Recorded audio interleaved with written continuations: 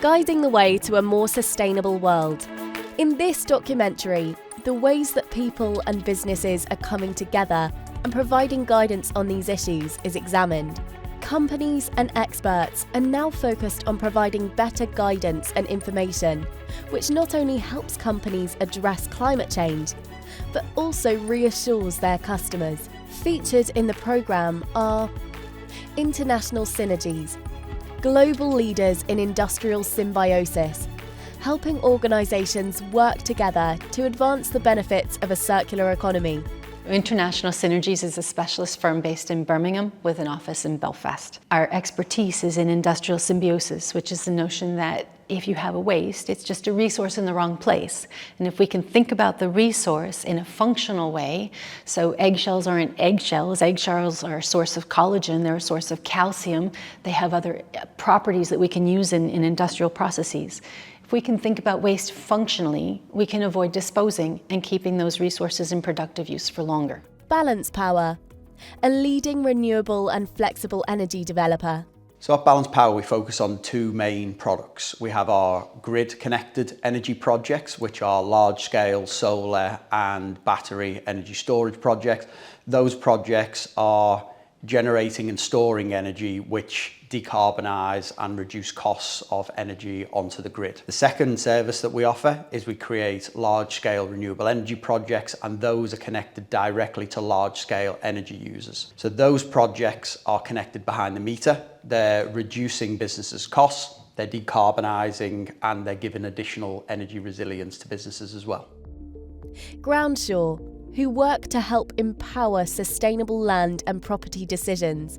Groundshore is a leading authority on environmental risks and perils and how they affect property assets. We principally focus in the UK, but also we've started services in Australia. So we take complex data sets regarding various different environmental attributes, and we model those and we put them through algorithms, and we extrapolate them, and we determine how those data sets tell us that the environment may affect a property, or circumstances may present at a property that cause a particular risk or peril to manifest, and the timescale over which that might happen, and the magnitude of it, and the consequences of it, and everything else. Small and medium-sized businesses are of vital importance to the UK economy. Although many aim to become more sustainable, they often lack the resources and information about how they can reach their sustainability goals effectively. 99% of UK industry are SME sized, and they actually contribute 50% of UK industry emissions. So they are an important sector for us to work with. The SME sectors often require a different approach because, unlike large businesses, they don't have lots of disposable income, and they don't have lots of resource in terms of people and time within their organisations. So therefore, selling the concept on its economic benefits comes to the fore, and also we need to provide those SMEs with some physical time and financial support to realise some of the opportunities that we put before them. Businesses aiming to become more sustainable and simultaneously cut on energy bills usually do not know where to start. When we're approaching businesses, or businesses are approaching us, they don't really understand why there is this problem in the UK energy market. They don't understand why their bills are so high and why they can't connect solar on their rooftop, or these problems exist. So one of the main things for the UK energy market, and particularly for big businesses, is that they've seen the problems that energy supplies can really play with their business. So it's only in the last 2 years that we have started with the behind the meter building big energy projects for large energy users. And that is because they've seen the impact of a lack of energy security and supply can have on their business. Many of the UK's buildings are energy inefficient, particularly old builds. People must know how efficient their buildings really are, leading to cost savings and positive impact on the environment. With regard to energy performance, for example, again, making a customer aware of the energy performance of a building allows them to consider the efficiency of that building, and also potentially the retrofit options that they may have in front of them, which obviously will have some capital expenditure aspects to them. They'll have some future cost-saving aspects to them, and then beyond that, some indirect opportunities, perhaps around preferential mortgage rates that may exist for a more energy-efficient building. By providing better guidance, it means that developers and self-builders, for example, can then be able to access better information about the site conditions. It helps them prep and think about how they're going to approach the management of that site. And also, ultimately, for the people that are going to live on site, it gives them the peace of mind of knowing that they've got adequate flood protections and resilience built into the scheme development. Insurers are already alive to flood and subsidence risks, and they're already taking those considerations into their risk algorithms when they're looking to insure a property or a piece of land. It's also essential for anyone involved in a transaction, whether they're buying a home, a commercial premises, they're buying a plot of land for future development, that they engage their solicitor early on to ensure that they take climate change into their due diligence decisions. A key challenge that organisations must face is how to use finite resources effectively, especially for government bodies such as local councils, which in some areas have faced drastically reduced budgets over a number of years. I think the financial challenges that local governments are facing have been widely documented, particularly in recent months. None more than in my own city of Birmingham, which means that we have to make some real serious decisions around how we prioritise the limited resources. Local government has faced 14 years of government austerity, as has many other parts of the public sector. The European Structural Investment Funds has put more than £1 billion worth of funding into the West Midlands and in particular into Birmingham. And that has really enabled us to work in partnership with key stakeholders, business organisations, universities and other sectors in taking forward joint shared actions by which we could address some of those challenges that we are on the front line of needing to address. Working with business partners like International Synergies has given us an opportunity to go on a global stage. We've been to global events whereby we've talked about some of the innovative work that we've been doing here in Birmingham, such as work with the business community around industrial symbiosis, or issue projects that are supporting more effective resource and waste efficiency is critical for this city. This city is here to support people. We estimate through government statistics what the greenhouse gas emissions impact of the activities within the city, what are those activities and what is the impact that they have. They are largely in the transport sector in terms of movement, which is mainly through private vehicles, but very significantly, and I think perhaps lesser understood, is the actual consumption of products and materials that happen in the city, be that in the domestic house, be that in businesses, in commercial spaces, or obviously very largely in the industrial sector. So actually, it's the areas of activity and the significance and scale of those areas of activity that often have the highest environmental impact, be that emissions to air, which impact air quality, be that greenhouse gas emissions, or be that the waste arisings of the activity which is happening in the city. So those things drive what we focus on and how we prioritise. I joined the council 2 years ago, but I've come knowing International Synergies and the work that they do for many years in my prior work across the city. And more latterly, they are directly delivering a programme of small and medium-sized business support around the circular economy and resource efficiency for the City of Birmingham. So it's a programme which is funded by government. It's a programme specifically targeting small businesses and medium-sized businesses, and it's providing support on understanding the impact of your business in terms of resource consumption and looking at ways in which you can look to harness those resources and I guess gain kind of productivity and commercial value from them. NISP in England, over an 8-year period, reduced CO2 by 42 million tonnes at a cost of less than £1 per tonne, and at the same time give companies economic benefits of over £2 billion in reduced cost and additional sales. Many companies now prioritise informing and listening to local communities right from the start of a renewable energy project. Our relationships with town planners are very, very important, probably more than more than that, we look at the town planners and the communities as sort of one.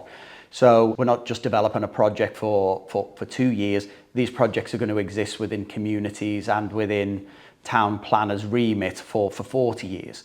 So we have to deal with the town planners and the communities, and there needs to be important considerations around these projects. Planning kind of all encompasses three main things. You've got economic impact, social impact, and environmental impact. So we want to make sure that behind the meter projects encompass those three values. So economic, you want to retain as many jobs in the area. So by having energy projects directly connecting to end users, it means that those businesses are going to stay there because they're wanting to decarbonise. The social benefits are just generally speaking decarbonising the community, and then the environmental benefits are that the businesses are actually decarbonising, so there's less reliance on dirty grid, and then they're now getting purely renewable energy to their business. Government bodies and businesses working together to achieve common goals has proven effective in this situation. A good example is in construction, where both dangers such as flooding and subsidence must be considered, along with energy saving and carbon footprint. There's quite a lot of other environmental risks that need to be taken into consideration when assessing the site aside from climate change. Probably the single biggest one is the risk of contamination and the cost of remediation. Former gasworks sites are now being redeveloped for new uses, such as the creation of new apartment blocks. However, existing infrastructure beneath the ground, as well as contaminants existing on-site, make this difficult. Today we're at the site of the former Brighton Gasworks. It's one of the earliest sites outside of London to manufacture gas. It's been around since 1818 and it ceased to operate in 1860 when it became home to just the storage and distribution of gas. It's a pretty complex site. It's currently going under redevelopment. There's a current application in with Brighton and Hove City Council for some blocks of flats. It's pretty complex. There's a lot of contaminants potentially on the site, things like coal tar, sludges, acid lagoons. It poses quite a lot of issues for the proposed development. So part of the proposal is to design and build a block of flats within the actual metal structure of the gas holder. So as you can see behind me, there's quite a large concrete mound, which kind of means that there's going to be lots of storage tanks below, possibly housing lots of tar and sludge, which is going to be a significant remediation cost for any developer. When acquiring lands such as the previously mentioned gasworks site, there are many risks to consider before constructing any new structures or buildings. So the main risks that land buyers, self-builders and developers face largely fall into two camps. You have physical risks and you have transitional risks. So let's deal with the physical risks first. They're typically things like flooding, and the most common and obvious that people will understand. It's in the media all the time. So they could be from rivers, they could also be from the coast and from estuary flooding, and it could also rise up through the ground as well, what's called groundwater flooding. And that's something that's not often known on sites and can catch a lot of developers unaware. There's also the impact of subsidence risk as well. So that could be natural or man-made subsidence. So it could be like a landslip, or it could be a weakness in the ground or the subsoil. And as well, it can be down to man-made activities such as mining. So it could be creating cavities underground that could give way very easily, particularly when you've got very shallow mine workings, and that could be opened up due to heavy rain, for example. And the other factor I mentioned was transition risk. And transition risks are those kind of risks that are imposed or through legislation, or where there are changes demanded by insurance companies or lenders, for example. Another aspect of transition risk as well relates to energy efficiency. We're all very familiar with the energy performance certificate that comes with a property now. And for most new builds, they should be at a rating of A to C. The big challenge really is retrofitting existing properties. So if you're renovating an existing property that's on a site, it's important that that meets a particular standard. Now, the government's pushed back those standards, minimum requirements for rating standards, which is a C. But retrofitting properties, there's a big challenge now in terms of investing in those to make sure that they meet those threshold requirements. And again, for a self-builder, the benefit of building a property that's energy efficient, that meets those highest levels of performance, is that they can unlock access to better mortgage rates, for example, so-called green mortgages that are out in the market now. You can't talk about decarbonisation without talking about resource efficiency.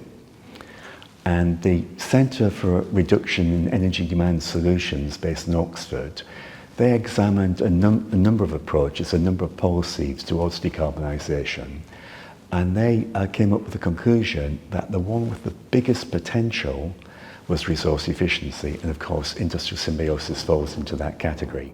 A key goal that is being worked towards is the goal of net zero carbon emissions by 2050.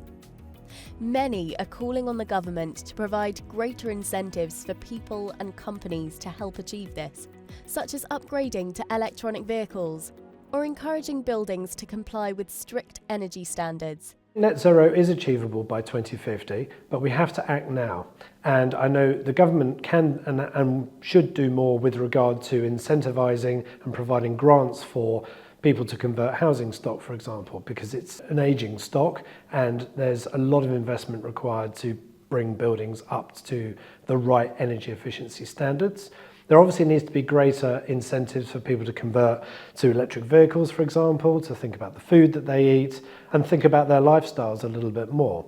But as far as we're concerned, it is looking at how people are using their energy and the buildings that they inhabit, and also the materials used as well. Are they sustainable in terms of the construction materials to build the properties in the first place? And of course, by doing all of this, it means that we're far more self-sufficient as a nation and with our resources. And it also means that longer term, we're able to withstand other macroeconomic or geopolitical pressures, for example. Net zero 2050 is definitely achievable target that the government has set. The key thing is going to be on doing absolutely everything and anything we can to get there.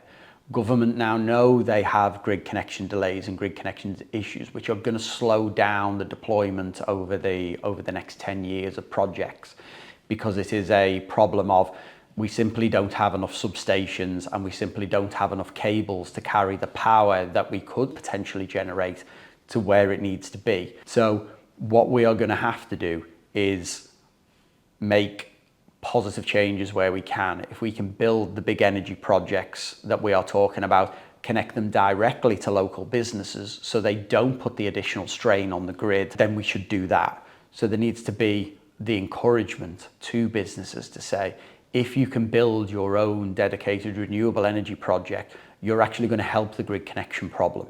So I think politically, a lot more can be done. I think we've had a lot of flip-flopping politically over what is the right thing to do and when is the right thing to do it. Businesses and people need to take more into their own hands, but it would be very helpful if government also had their sort of eyes committed on the prize to say renewables are the best way to go. We need energy security. That is paramount. We can't have an energy transition if we don't have a secure energy supply. I think we could see more from government to keep a focus on it, and I think that would help people maintain their focus and businesses maintain their focus.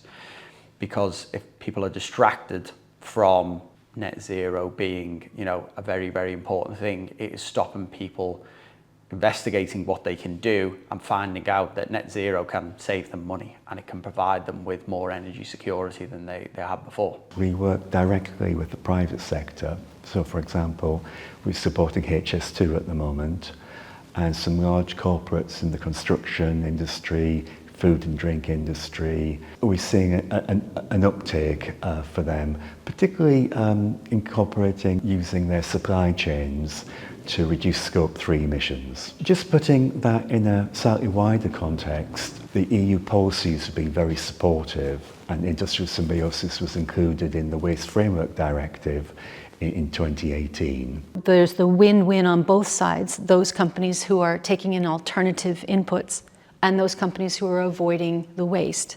That's from the company perspective of reducing cost, reducing carbon, reducing other resources like water and energy, because the companies that are engaging in industrial symbiosis have the positives of diversifying their supply chain, But then if you take that and go writ large for the economy, what this means is a more resilient economy. National government is being called on to provide overall focus on renewable energy as the way forward. Companies and governments are working together on issues such as incentives for research and funding programmes, not just on a national level, but across the EU and UN. For international synergies, our work is always all about the impact.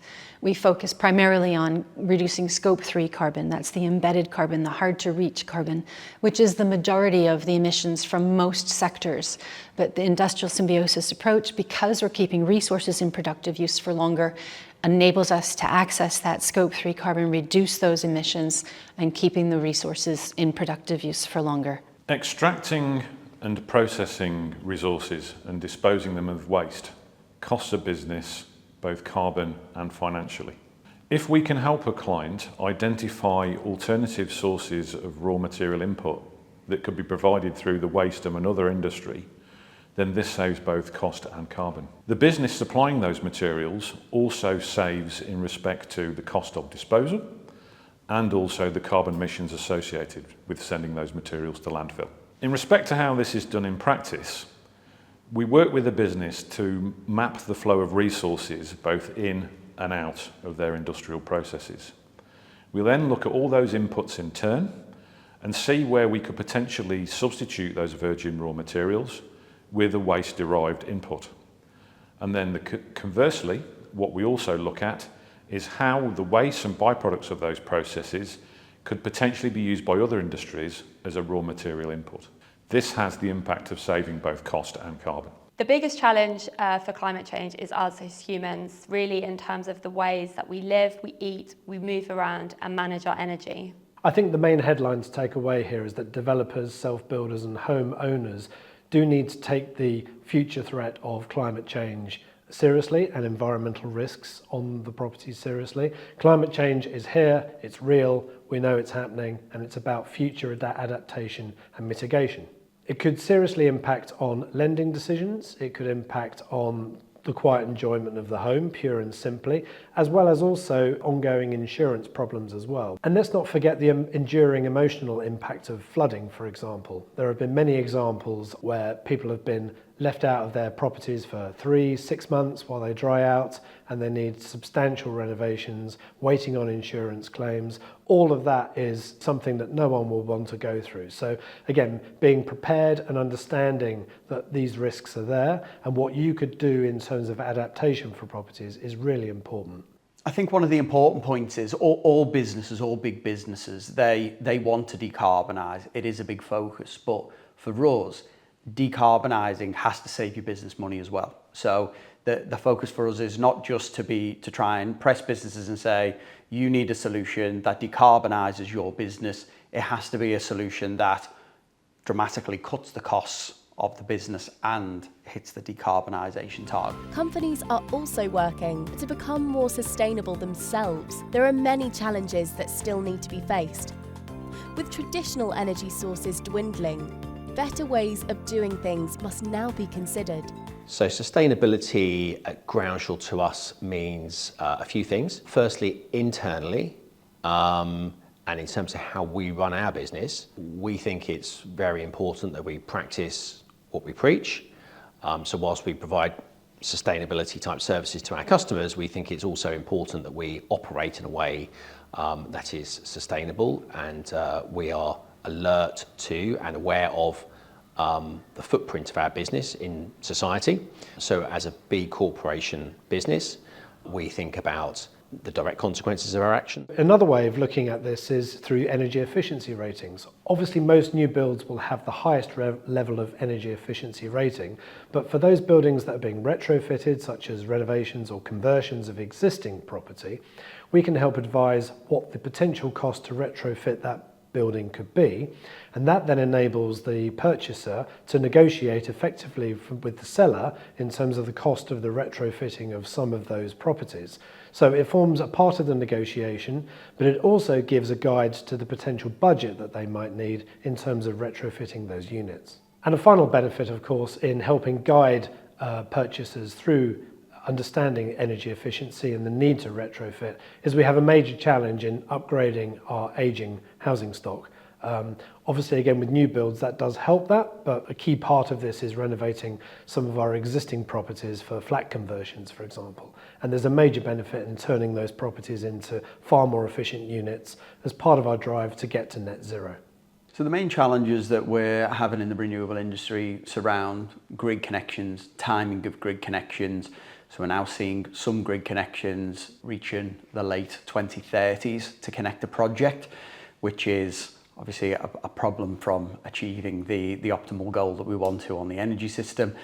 Aside from grid connections, the big problem is trying to educate the communities and local authorities about what these projects are and why they're important. I think over the last few years it's been a lot of rapid change in the UK energy market. Where it is now is in quite a good place. We have a long way to go, but when we started the business in 2017, solar and wind development are pretty much stopped in the UK after the removal of subsidies. So it's took a while for renewables to get going. It's took a long while for people to understand battery storage, to understand how to fund it, to understand how to trade it, to understand how to get the technology cheaper. So we're at a good place in the market now, and the market is very well primed for growth, where we should see increasing cost decline of the technology. We should see increasing deployment. And now the big problem and the big thing we need to sort is the intermittency of the grid, and also the deployment of the projects over the long term. Experts are now saying that all the building blocks for a more sustainable future are already in place. What is needed is cooperation, guidance, and investment. In one sense, the future is already here. We have the answer in facilitated industrial symbiosis, and what we need to do now is go straight to implementation. We have all the components we need to implement it very successfully. We have the training materials, we have the experience, we have the supporting software, synergy, and we've got a massive library of past success stories. So we've got all the components to do it well. Having said that, what we're seeing around the world with the OECD referring to industrial symbiosis as systemic innovation vital for future green growth, we have the UN recommending it, we have the EU recommending it. So there's a lot of drivers there for it to happen. For far too long, people and businesses have had such a negative impact on the world. We generate far too much waste. Everything we buy is in plastic. People, businesses have to have it needs to be one of the top things they think about is how can they reduce their impact on the world, the waste that they create, the power that they create. If we can press to consume our power in a better way and demand that we have cleaner energy, that is a good start, but it has to start at home as well. We have to think more sustainably and live in a more sustainable way as best we can. While the UK is one small part in a big global problem, if we come together as a collective, then everybody can reduce their carbon emissions. Whilst we've come a long way in the last 10 or 20 years, it's actually really difficult to change people's perceptions. It's things like choosing the car that they choose to drive in, whether it's an electric car or a hybrid. The food choices that they make, do they go for more sustainable, ethical choices? Do they change their diets completely? But also how we travel, public transport, things like that. Perhaps the biggest change that is needed is in the way that we do things, particularly the immense amount of waste that our society produces. For a real solution to a better and more healthy planet, people, businesses and governments must learn to work together and guide each other to achieve this vital goal before it's too late.